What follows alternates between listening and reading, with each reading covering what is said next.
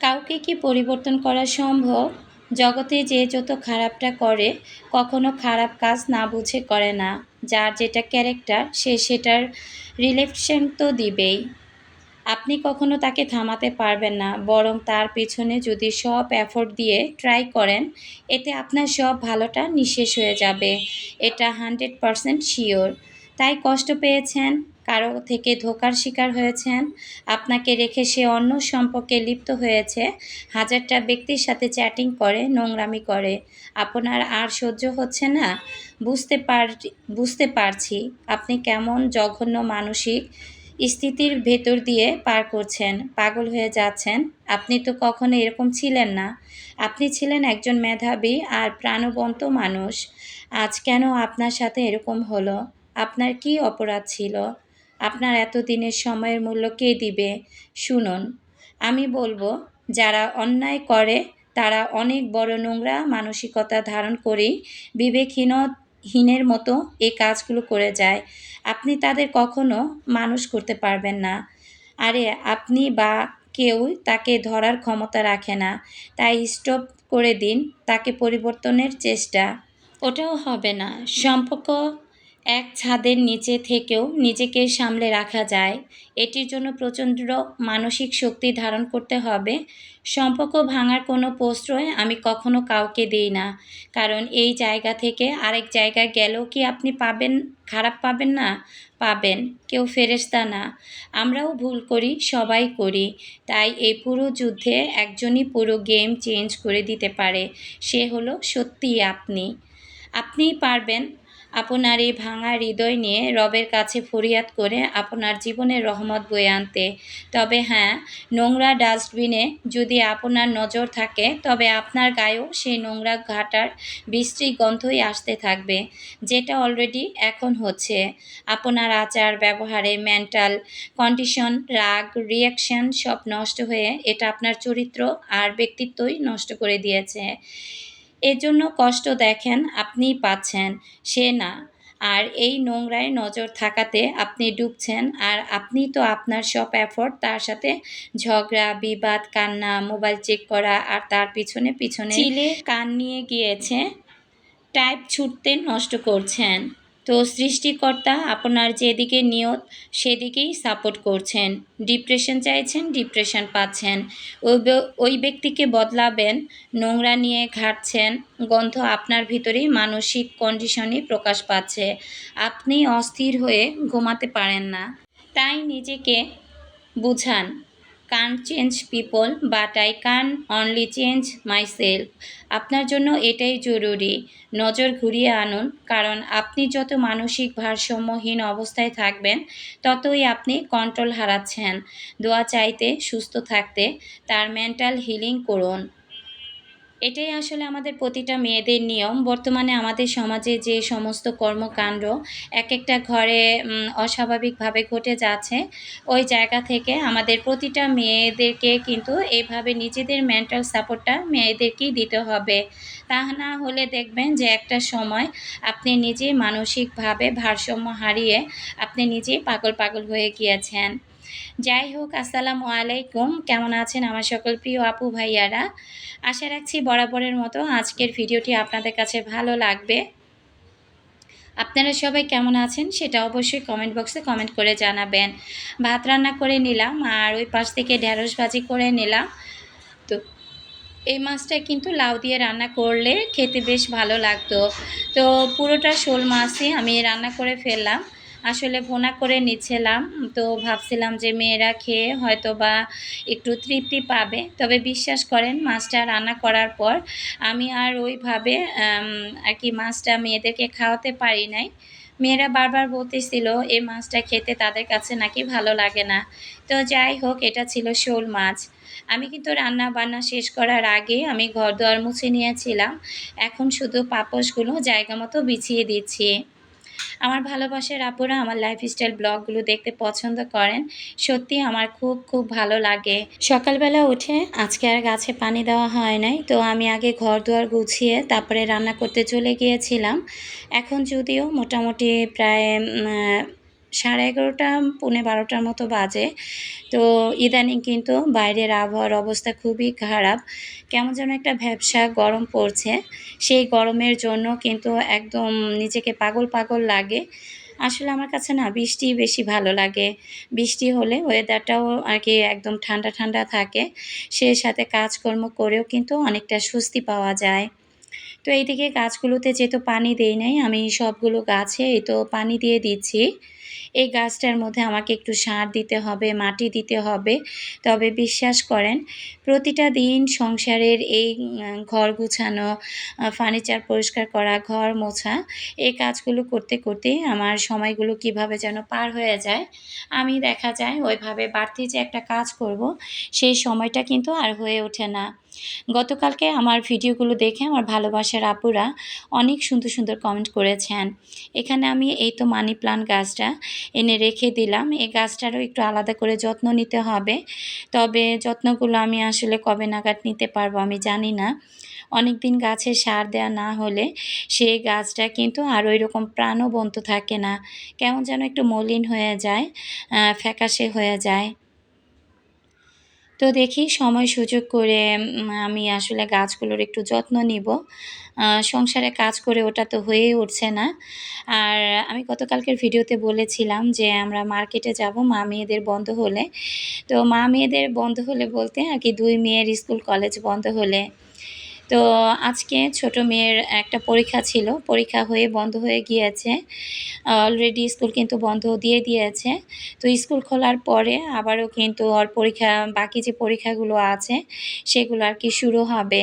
সেই সাথে কিন্তু আজকে জবার কলেজটাও বন্ধ হয়ে গিয়েছে।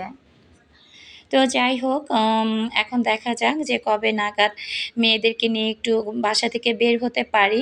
তবে আসলে এত গরম পড়েছে, আমার ওইভাবে বের হয়ে যে আমি মার্কেটে যাবো, সেই সময়টাই কিন্তু আর হচ্ছে না। গতকালকে ফাতেমা 1 বাই 2 আইডি থেকে আপু কমেন্ট করেছিল, "আসসালামু আলাইকুম, আপু কেমন আছেন?" ওয়ালাইকুম আসসালাম আপু, আলহামদুলিল্লাহ আমি ভালো আছি। আমি আপনার ভিডিও ৩ বছর ধরে দেখতেছি, কোনোদিনও কমেন্ট করা হয় না। তবে তোমার ভিডিও প্রতিদিনই লাইক করি। তোমার ভিডিও খুব ভালো লাগে। আমার ছেলেও বিপিএটিসিতে ৬ষ্ঠ শ্রেণীর ছাত্র। ও আমার সাথে তোমার ভিডিও দেখে। তো জবার সাথে দেখা করার খুব ইচ্ছা।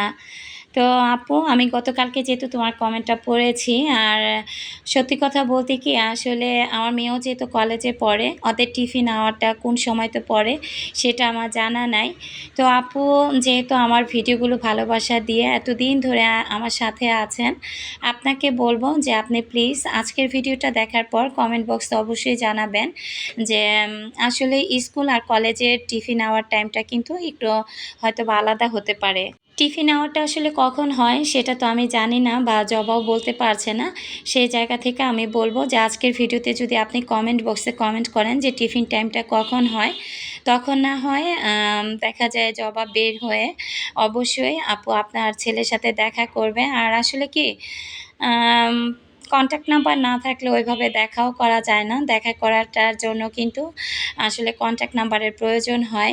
তো এই দিক থেকে আমি আপুকে বলব যদি আপু পারেন আপনি একটু কলেজের গেটে গিয়ে দাঁড়াবেন। আর আমার জবাকে যদি আপনি আমার ভিডিওতে দেখে থাকেন তাহলে দেখা যায় কিভাবে আসলে কথা বলতে পারবেন আমি আসলে বুঝে উঠতে পারছি না। আসলে কনট্যাক্ট নাম্বারটা দিয়ে দিলেই মনে হয় দেখা করাটা একটু সহজ হয়ে যাবে। তো যাই হোক আপুকে অসংখ্য ধন্যবাদ জানাচ্ছি। আমি কিন্তু গাছগুলোতে পানি স্প্রে করে দিলাম আর পুরো বাসাটাকে আমি খুব সুন্দরভাবে আমি গুছিয়ে নিয়েছি। গুছানোর পর বাসাটা দেখতে আমার কাছে এত, এত ভালো লাগছিল। আজকে এই রুমের ফ্যানটাও কিন্তু আমি অফ ক্যামেরাতে পরিষ্কার করে নিয়েছি। পুরো বাসাটা গোছানোর পর আমার কাছে এত স্বস্তি আর শান্তি লাগছিল, আসলে সেটা আমি বলে বোঝাতে পারবো না। সীমা আক্তার আইডি থেকে আপু কমেন্ট করেছিল, "আপু কেমন আছো?" আলহামদুলিল্লাহ আপু আমি ভালো আছি। তোমার ভিডিও দেখে কাজের প্রতি আগ্রহ বাড়ে। তোমার গোছানো কাজগুলো এত ভালো লাগে আপু। প্রতিদিন ভিডিও দিবা আপু। তো আপু আমি আসলে চেষ্টা করছি গত কয়েকদিন যাবৎ আসলে রেগুলারই তোমাদের সাথে ভিডিওগুলো শেয়ার করার জন্য। দোয়া রেখো। আসলে শরীর সুস্থ আছে। তবে ভাঙা গলা নিয়ে ভয়েস দিতে গিয়ে আমার একটু আরকি কষ্ট হয়ে যাচ্ছে। তো এদিক থেকে আমি ঘর-দুয়ার আর কি যখন গুছিয়ে নিচ্ছিলাম, তো রান্নাবান্না শেষ করার পরে আমি কিন্তু এই যে আমার লুচনিগুলো আমি এগুলো আর কি সেদ্ধ দিয়ে দিয়েছিলাম। অনেক তেল কাস্টে হয়েছে লুচনিগুলো। তো এগুলো আসলে পরিষ্কার না করা পর্যন্ত আমার আসলে ভালো লাগবে না। ওইদিন আমি Facebook ট্রল করতে, করতে দেখতে পেলাম যে একজন আপু আর কি চুলা নিয়ে একটা স্ট্যাটাস দিয়েছে। বর্তমানে যে কাচের চুলাগুলো আছে, তো সেই চুলাটা আর কি আপু রান্না করতে গিয়ে আর কি চুলাটা আর কি চুলার কাঁচটা ফেটে আর কি বড় একটা দুর্ঘটনার মতোই ঘটে যায়। তো ওইরকমই একটা স্ট্যাটাস আর কি দিয়েছিল। সেখানে দেখতে পেলাম যে তার রান্নাঘরটা যেহেতু সে শেয়ার করেছে, সেখানে আর কি এই ধরনের লুচনিগুলো সে আর কি দেখিয়েছিল। সেখানে দেখলাম যে কয়েকজন কমেন্ট করেছেন যে আপনার রান্নাঘরটা যেমন তেমন, তবে আপনি যে লুচনিগুলো আর কি হাঁড়ি পাতিল ধরার জন্য ব্যবহার করেন, আপনার লুচনিগুলো দেখে মনে হচ্ছে আপনি কত বছর ধরে এই লুচনিগুলো আপনি ধুন না, একেবারে তেল কাস্টে দিয়ে ভরে আছে। এইভাবে শেয়ার না করলেও পারতেন। তো আমি না আসলে কমেন্টটা পড়ার পর দেখলাম যে সেখানে ১ জন ২ জনের কমেন্টে রিপ্লাই দিতে, দিতে কমেন্টটা এত বড় একটা কমেন্ট হয়ে গিয়েছে। তো আমি দেখে আর কি হাসতেছিলাম যে আসলে আমরা যখন কোনো ভিডিও মেক করি, তখন কিন্তু আমাদেরকে যারা ফলো করেন বা ভালোবাসেন, অনেক কিছু কিন্তু আমাদের ভালোবাসার আপুরা নিখুঁতভাবে খেয়াল করেন বা দেখে থাকেন। হয়তোবা আসলে সবাই তো আর এক হয় না। পরিষ্কার পরিচ্ছন্নের দিক থেকে হয়তোবা তার লুচনিগুলো আসলেও অনেক ময়লা ছিল। এভাবে সে আর কি শেয়ার করে ফেলেছে। যেহেতু একটা দুর্ঘটনা আর কি ঘটে গিয়েছে। সে জায়গা থেকে আমি মনে করি যে আসলে ওইদিকে লুচনির দিকে ফোকাস না দিয়ে যে আপুর চুলাটা নষ্ট হয়ে গিয়েছে, সেদিকেই ফোকাসটা দেওয়া বেশি জরুরি ছিল। তো যাই হোক, আমরা আসলে যারা কনটেন্ট ক্রিয়েট করি, তারা ভিডিও তৈরি করতে গেলে আমাদের কিন্তু অনেক সময় অনেক কথা হজম করতে হয়। তো যাই হোক, আসলে আমি যেহেতু এগুলো হাঁড়ি পাতিল ধোয়ার কাজে ব্যবহার করি, এগুলো আসলে নোংরা হলে আমার হাঁড়ি পাতিল ধরে না আমি মজা পাই না। তো এগুলো ধুয়ে আমি রোদে দিয়ে দিলাম। আবার বারান্দায় চলে আসছি। দেখেন কত সুন্দর একটা জবা ফুল ফুটেছে। আমার বাগানে ৩ কালারের জবা আছে, তবে লাল জবাটা কখনো ফোটে না। লাল জবাটার অপেক্ষাতে আছি। কেন যে ফুটতেছে না আসলে সেটা আমি নিজেই জানি না। এদিক থেকে আমি টুকটাক কিছু বাজার করেছিলাম। অফ ক্যামেরাতে আমি গরম মসলা ধুয়ে দিয়েছিলাম। ওগুলো যেহেতু শুকিয়ে গিয়েছে, তো ভাবলাম এগুলো এখন আমি আস্তে, আস্তে গুছিয়ে নেই। তো এই যে এটা ছিল খেসারি ডাল। আমি এটা এনে আমি আর কি ক্যাবিনেটের উপরেই রেখে দিয়েছিলাম। তো ওইখানে আমার বাসায় ইদানিং পিঁপড়ার আক্রমণ এতটাই বেড়ে গিয়েছে, আমি আসলে কোনো জায়গায় কোনো কিছু রেখে শান্তি পাই না। তো যে স্প্রেটা আমি বানিয়েছিলাম, সেই স্প্রেটাই আমি একটু পর, পর বিভিন্ন জায়গায় স্প্রে করে দিচ্ছি। এতে করে দেখা যায় পিঁপড়াগুলো মরে যায়। তো দেখলাম কি যে এই ডালটার মধ্যেও ভালোই পিঁপড়ে আক্রমণ করেছে।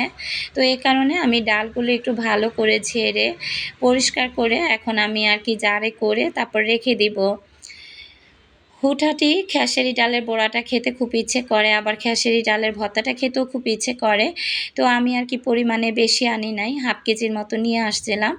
এগুলো এখন এক, এক করে আমি গুছিয়ে নিব। আমাদের সংসারে দেখবেন যে বেশিরভাগ মানুষই, অনেক সময় বেশিরভাগ পুরুষরা এই কথাটা বলে থাকে যে বাসায় কি এমন কাজ। আসলে আমাদের মেয়েদের বাসায় কিন্তু কাজের কোনো অভাব থাকে না। আমরা কিন্তু প্রতিদিনই অনেক, অনেক কাজ করে থাকি। আসলে যে কাজগুলো আমাদের ঘরের পুরুষদের চোখেই পড়ে না। তো আমি কিন্তু এদিকে ঘর-দুয়ার গুছিয়ে নিয়ে এরপর কিন্তু আমি এই তো এখন এই যে চলে আসলাম এগুলো ভালো করে গুছিয়ে রাখার জন্য। কাজটা যেহেতু আমারই, এখন না করলেও সন্ধ্যাবেলা আমার করতে হবে। সন্ধ্যাবেলা না করলেও হয়তোবা তার পরের দিন আমাকে করতে হবে। তো যাই হোক, নিজের কাজ নিজেরই করতে হবে। অলসতা করে আর লাভ নাই। তো এই তো এখন আমি ডালগুলো ভালো করে ঝেড়ে পরিষ্কার করে আমি গুছিয়ে নিচ্ছি। Small family by MR ID থেকে আপু কমেন্ট করেছিল, আপু আসসালামু আলাইকুম। ওয়ালাইকুম আসসালাম আপু, খুব সুন্দর গুছানো পরিপাটি কাজ, তোমার অনেক ভালো লাগে, কাজ করার অনুপ্রেরণা পাই। আমিও কিন্তু আপু তোমাদের কাছ থেকে আসলে অনেক, অনেক কাজ আমি যখন দেখা যায় ফ্রি টাইম থাকি, আমি ভিডিও মেক করি না, তখন কিন্তু আমি আমার ভালোবাসার আপুদের ভিডিওগুলো দেখি। আমার কিন্তু অনেক ভালো লাগে তোমাদের কাজগুলো দেখতে।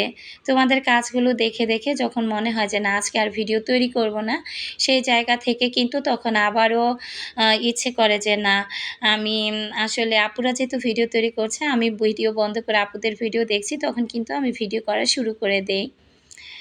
তো taste and tales with Salma ID থেকে আপু কমেন্ট করেছিল, আসসালামু আলাইকুম আপু। ওয়ালাইকুম আসসালাম আপু।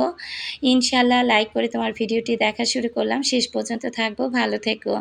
তো আপু আমাদের জন্য দোয়া রেখো, আমিও তোমার জন্য দোয়া রাখি। তো আপুকে অনেক অনেক ভালোবাসা জানাচ্ছি। এটা ছিল মুগ ডাল। তো ডালগুলো এনে আগে ঝেড়ে তারপরে ডালগুলো এখন আমি ভেজে রেখে দিব।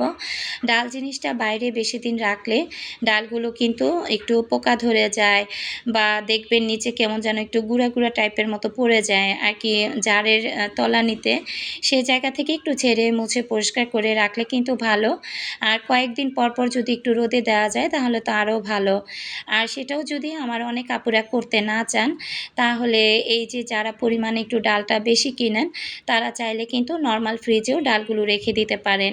এতে করেও কিন্তু ডালগুলো অনেক দিন খুব ভালো থাকবে। তো এখানে আমি গরম মশলাগুলো রাখবো। দেখলাম যে একটা কৌটার মধ্যে অনেকগুলো মশলা আর কি একসাথে হয়ে গিয়েছে, সেগুলো এখন আমি এই তো আলাদা আলাদা করে নিচ্ছি। আর এই যে মশলাগুলো দেখতে পাচ্ছেন, গোটা মশলাগুলো, এই মশলাগুলো এখন আমি ভেঙে তারপরে আবার জায়গা মতো রেখে দিব। আফরিন ডায়েরি আইডি থেকে আপু কমেন্ট করেছিল, আসসালামু আলাইকুম আপু, কেমন আছো তুমি? ওয়ালাইকুম আসসালাম আপু, আলহামদুলিল্লাহ আমি ভালো আছি। রোজা লাইফস্টাইল আইডি থেকে আপু কমেন্ট করেছিল, আপু তুমি এত সুন্দর করে কাজগুলো করো, ভীষণ ভালো লাগে, কেমন আছো মানসিকভাবে?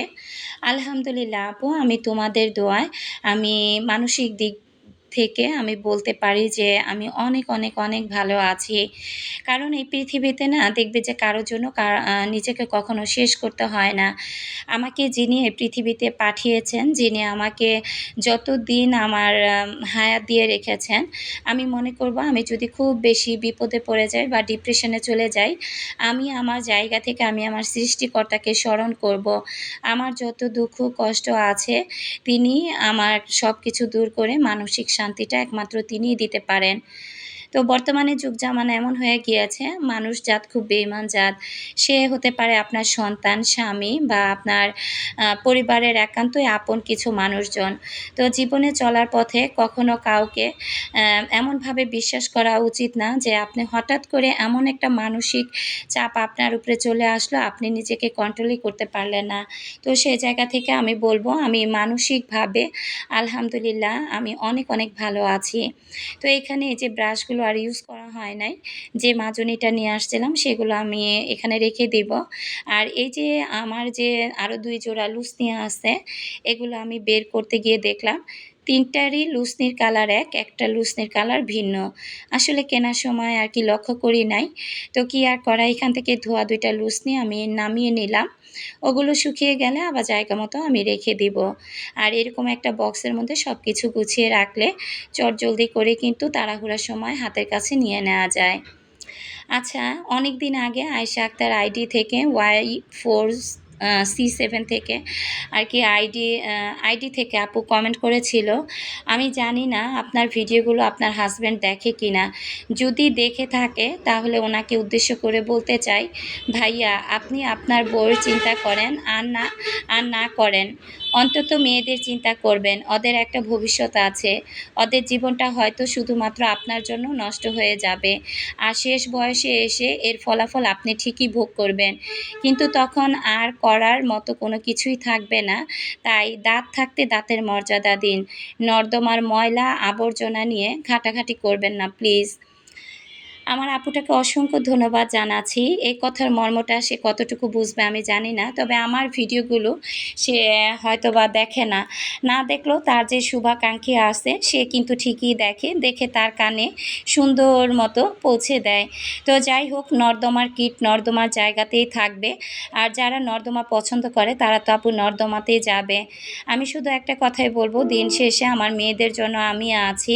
আমি যেখানে যে অবস্থায় থাকি না কেন, আমি চেষ্টা করব আমি আমার আমি ঠিক যেভাবে আছি সেভাবে আমি আমার মেয়েদেরকে মানুষ করার জন্য আমি কখনো তার হতে পারে তার বাবা জন্মদাতা, কিন্তু ওই যে তার যে আচার আচরণ সেগুলো আমি আমার মেয়েদের গায়ে কখনো লাগতেও দিব না বা লাগাতেও দিব না।